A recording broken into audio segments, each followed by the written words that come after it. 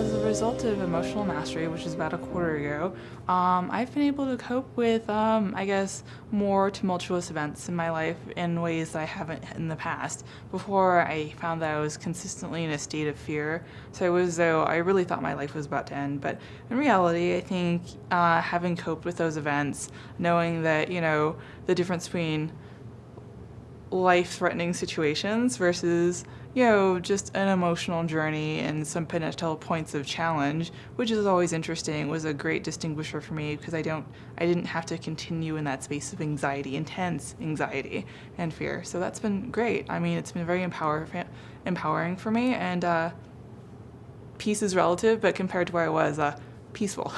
I found that for my professional relationships, because we found, the job scope has really evolved for me. I've had a lot of great success in terms of getting and receiving, projects because of the state that I hold, influencing coworkers, impacting my group and the productivity and the space that the team is held when they work with me, for example, on a particular project. So as a result, I'd say my workday has increased. My workload has definitely increased, but the productivity has more than quadrupled because I spend a lot less time just fantasizing about fear and failure and insecurity, which I find that, maybe it was me, but I spent a lot of time doing.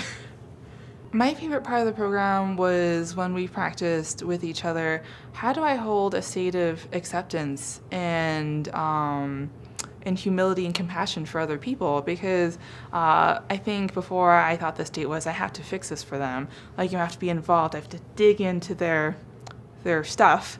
And I found that was like an unfair state for me and that individual, and sometimes more often than not, it is the best place to be, just to hold space and say, I accept you for where you are and I'm holding compassion. So that for me was the most enlightening portion of it, because it made it feel as though I didn't have to save the world.